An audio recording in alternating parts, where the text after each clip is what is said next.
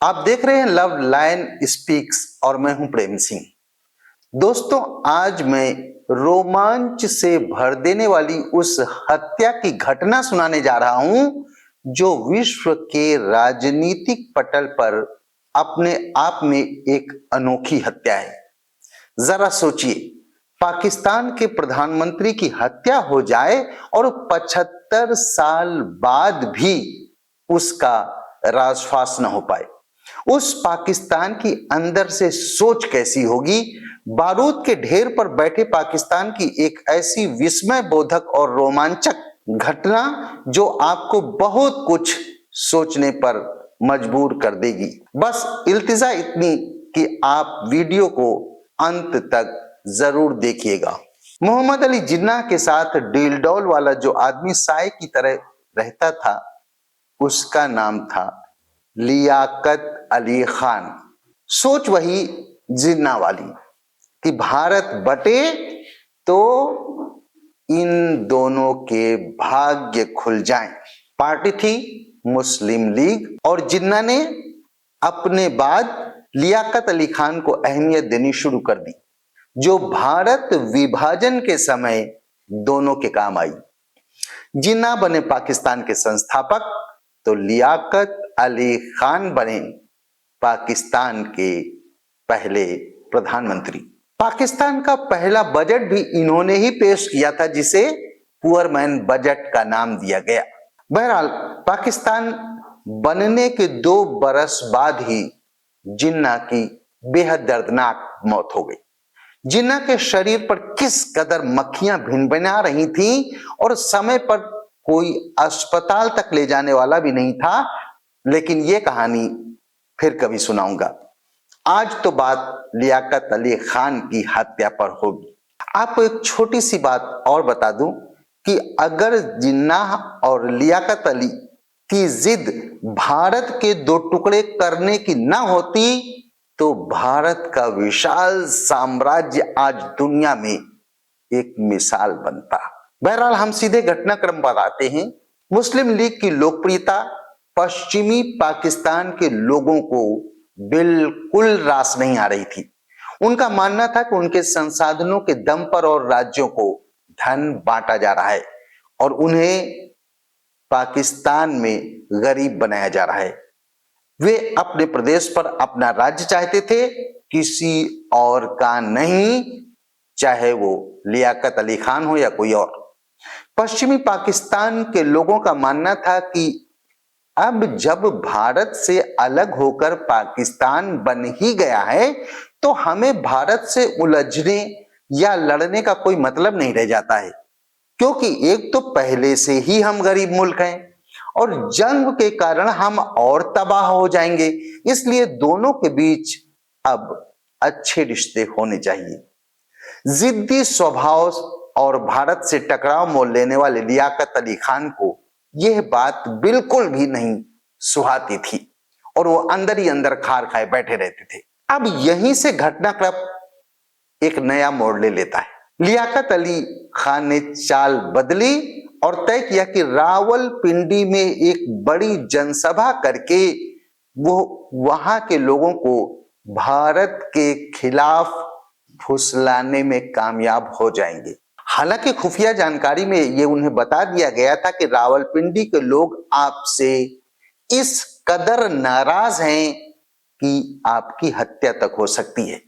इसलिए अगर आपको बड़ी सभा करनी ही है तो एक काम जरूर कीजिएगा, वहां जाकर केवल सभा कीजिए और किसी से मिलिएगा नहीं, और ना तो भीड़ के बीच आप जाने की कोई कोशिश भी कीजिएगा।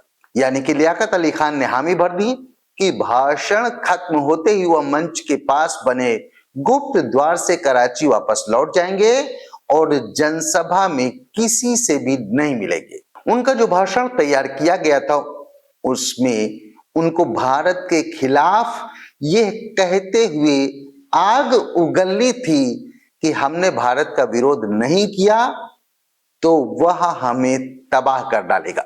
बात आगे बढ़ती है और रावलपिंडी में पाक प्रधानमंत्री की बेहद कड़ी सुरक्षा के इंतजाम शुरू हो जाते हैं। लियाकत अली खान ने सुरक्षा अधिकारियों को खुद ही निर्देश दिए थे कि मंच बड़ा होना चाहिए जिससे वहां से सारी गतिविधियों पर नजर रखी जा सके। उन्होंने कहा कि मंच पर केवल एक कुर्सी हो जिससे उनके सिवाय कोई और वहां बैठ भी न सके। उनके आदेश के मुताबिक सारे सुरक्षा इंतजाम पूरे हो गए। शाम के लगभग 4 बज रहे थे।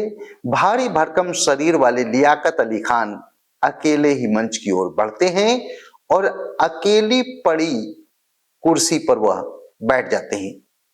सुरक्षा घेरा जबरदस्त था और आगे की ओर खुफिया पुलिस और अर्धसैनिक बल शस्त्रों से लैस थे। जनता को इसकी जानकारी ना होने पाए इसलिए ज्यादातर को पाकिस्तान के सामान्य नागरिक वाले कपड़ों में वहां तैनात किया गया था।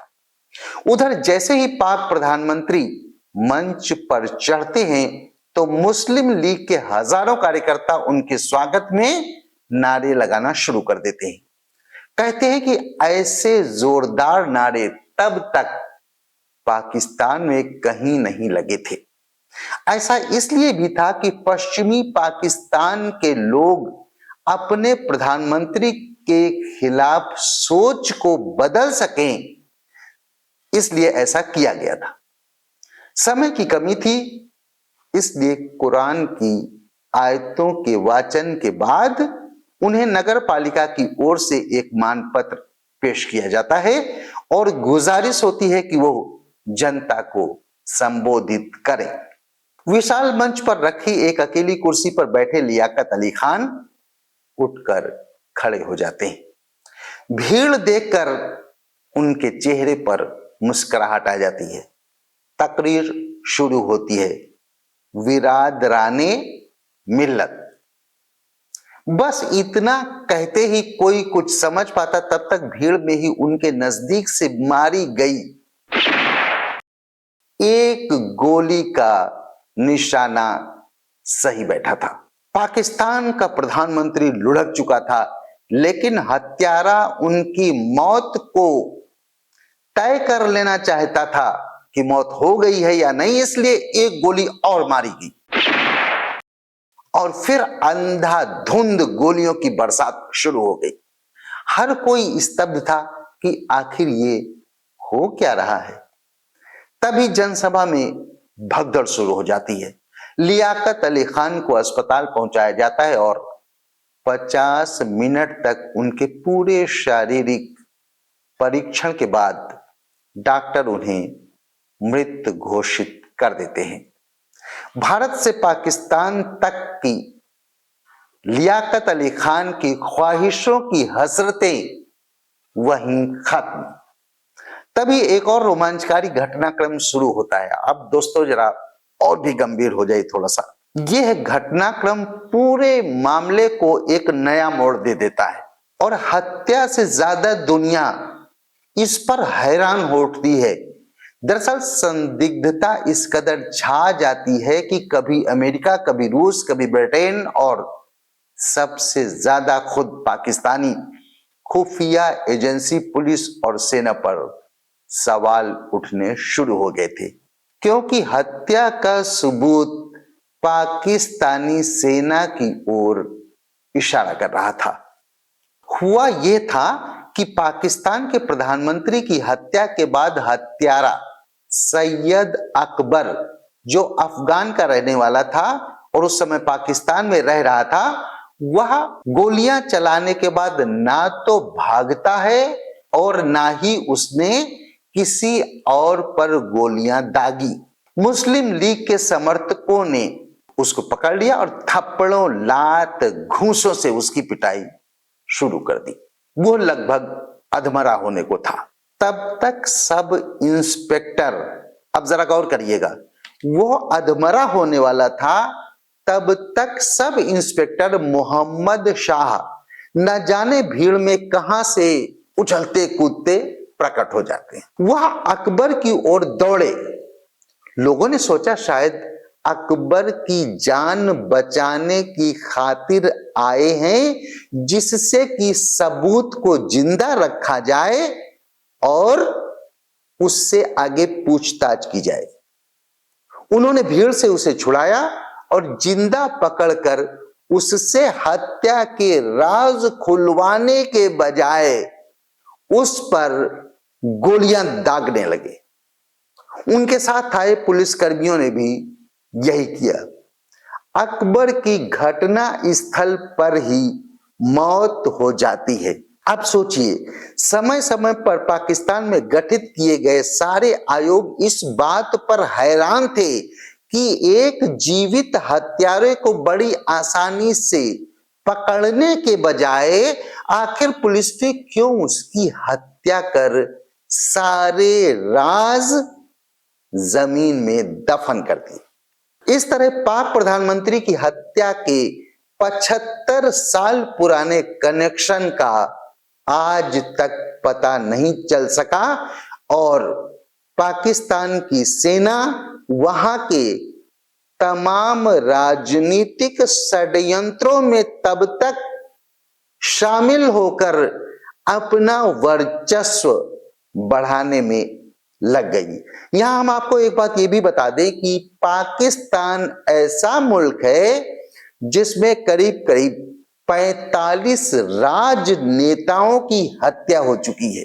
और ये आपको बता दें कि पाकिस्तानी सेना के षड्यंत्रों का नतीजा ये रहा है कि आज भी पाकिस्तानी जनता की डाइनिंग टेबल पर सुबह का जो नाश्ता मिलता है वह पाकिस्तान की सेना की फैक्ट्रियों में तैयार किया जाता है और उसका सारा मुनाफा पाकिस्तान की सेना अपने पास रखती है।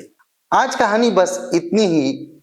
फिर अगले शनिवार को आपको एक नई अंतरराष्ट्रीय घटना के साथ मिलते हैं। तब तक के लिए विदा। आप देखते रहें लव लाइन स्पीक्स।